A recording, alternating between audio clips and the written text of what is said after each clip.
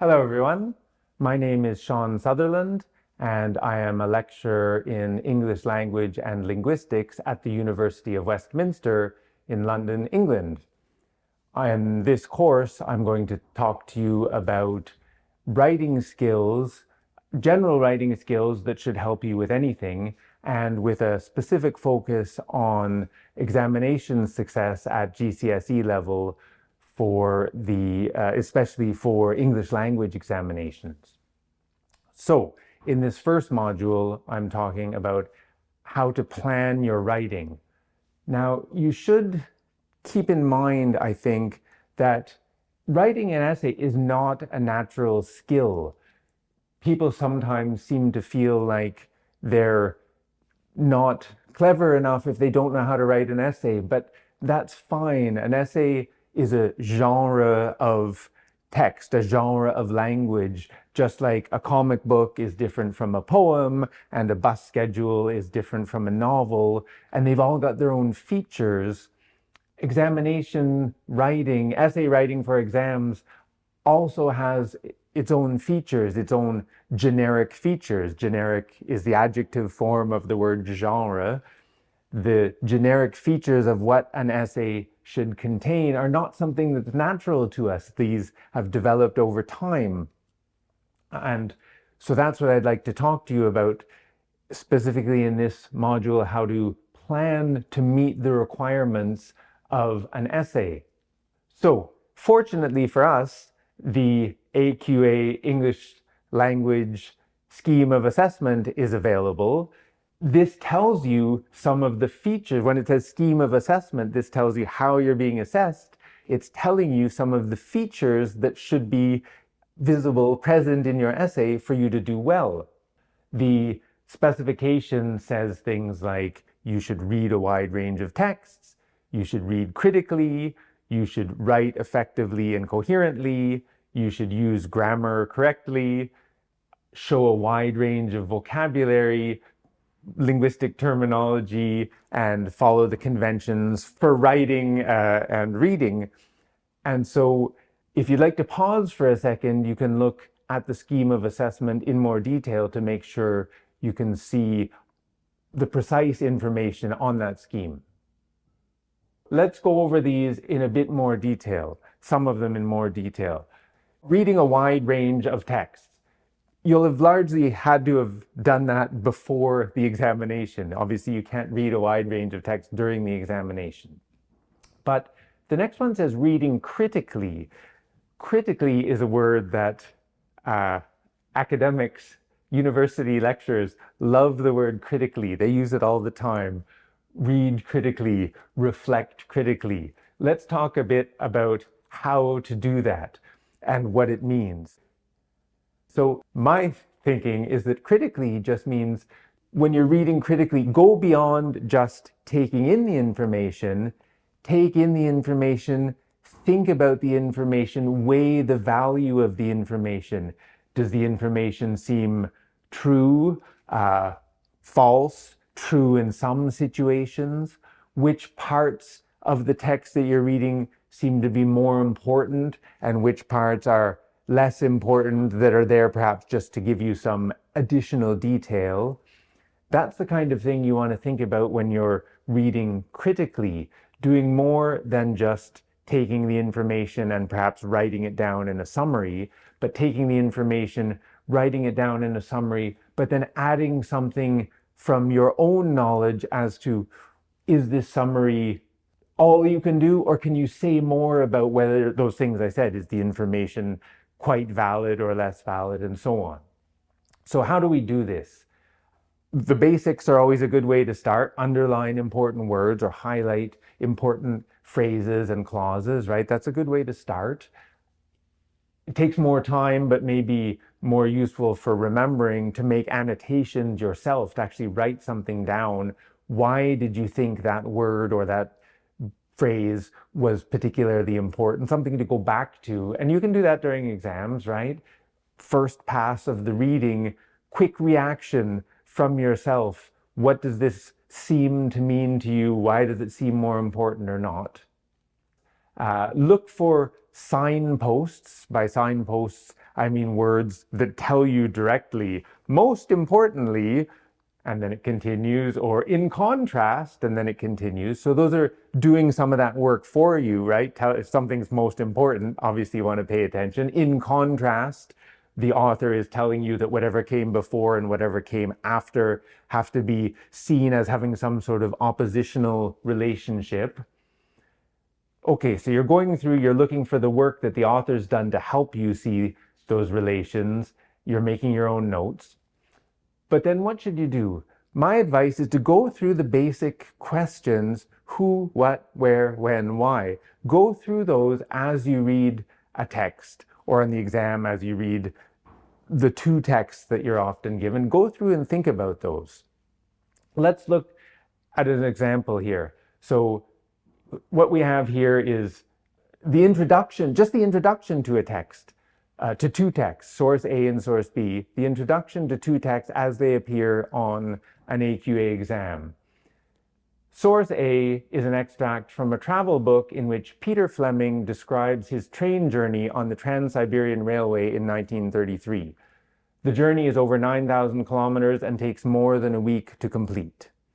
Now, just working with that, you could already start to build up some ideas for how to plan your writing, thinking about who. Peter Fleming, okay, we can assume a man. Is he a travel writer or a journalist? Because he's the one who's written this text. Think also about who is the intended audience for this. Presumably the people are interested in travel writing, but it's an unknown audience. Fleming is writing for people that he doesn't know. You'll see that that's different in text B. Source A, Fleming's writing for people he doesn't know. So often when we write to an unknown audience, we can't assume familiar knowledge. We don't know what those people know, right? If I'm writing to a friend, we've got some shared interpersonal knowledge that I can rely on. Fleming, writing to an unknown audience, is going to have to perhaps make things more clear when he writes, because he doesn't know what those people know. So when I say think about who, I mean think about who is the author, but also who are the intended readers of the text. In terms of what, it says it's a travel book. As a genre, as a type of writing, what's a travel book going to have? Well, the fact that it's a published work, we can expect that it'll be somewhat more formal than, you know, a text message to a friend, which we're often less formal, right? We can assume it'll have a lot of descriptive information, a travel book, right? Telling us about his journey, what he felt, what he saw, what he heard. Okay. Where? We don't have much. Train. Trans-Siberian Railway. We've got a little bit to work with there. Let's keep that for now and think about it when we compare to the other text. When? 1933. How might this shape the text, right? So we're thinking, okay, it's in the past. Under 100 years, but almost. Why? Who, what, where, when, why? Why did he write this? Perhaps to entertain people, right? Trying to, if they enjoy his work, they're more likely to buy it, tell their friends about it, fine. Also to inform them about what he saw, what he experienced, right? For the why, you could also think, why would a reader want to read this? Presumably for the same kind of thing, right? Want to learn more about the place and be entertained by his writing about where he's been. Okay, hold on to those little thoughts of who, what, where, when, and why. Then we move on to source B, which says, source B is an extract from a letter written by a young woman to a friend about her first ride on a steam train in 1830 when she was 21. The steam engine had recently been invented by George Stephenson, and he was also on this ride. So thinking again about who, what, where, when, why. Who, we have a woman of 21 years of age. In terms of who, in terms of the audience, you can think about who's it written for. The first one, as I said, Fleming's writing for an unknown audience. Here we have a young woman writing to a friend. Often when we write to friends, we're less formal. We don't have to be, but often writing to people who we know, and especially a friend, we're less formal. Often we rely on that shared knowledge. that we have with that person to leave certain things implicit. You can say things like, oh, you remember the time when, and then you both laugh because you both share that knowledge. So we've got a bit of contrast there. What is it? A personal letter. A personal letter can be often less formal than a business letter, less formal than a published travel book, right? So some difference there. Where, train, not much to work with there, I think. When, 1830. Why would the young woman write this? Why do we write letters to friends? Partly for informative purposes, just to tell them what we're doing. But a lot of personal writing is what linguists call phatic communication. That's a fancy way of saying communication for social purposes. Phatic, P-H-A-T-I-C, is a linguistic way of saying social communication. Communication designed to build and reinforce social bonds, friendships, right? The same reason that you say hi to someone you know, it's a way of acknowledging their presence, right? If you walk by someone you know without saying anything, well, maybe you do it once or twice by accident, but if you keep doing it, you don't really have a relationship, right? So you've done that, your who, what, where, when, why for both very quickly.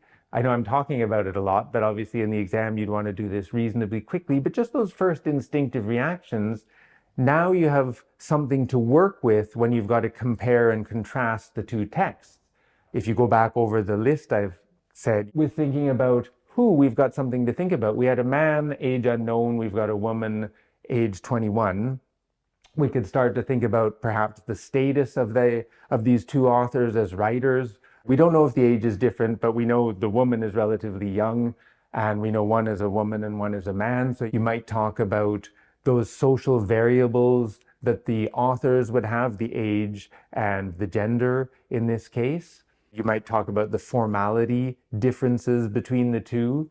You might talk about the shared knowledge that might exist for one and would probably not exist for the other. A personal letter can be often less formal than a business letter, less formal than a published travel book. You might talk about the context of time, right? That when do these texts exist? 100 years apart from one another, and the newer one is 100 years ago from us. That could be something to talk about. Don't underestimate, as I know my students do, the wild difference between 1830, the wide and wild difference between 1830 and 1933. That's 103 years difference. Sometimes students lump things together as in the past, not realizing that for the people of 1933, 1830 would seem to be in the past, right? So in terms of when, yes, they're both in the past from us, but that might be something to think about, the difference between the two for in terms of how different they are one from another in terms of temporal distance, time distance. So we've got one text from Fleming that's probably written to inform and entertain, whereas the letter from the young woman is probably there for more of a phatic purpose. And finally, you might think about the reader's reactions to these two texts. What would the readers be looking for, and do you think they would get what they wanted or not?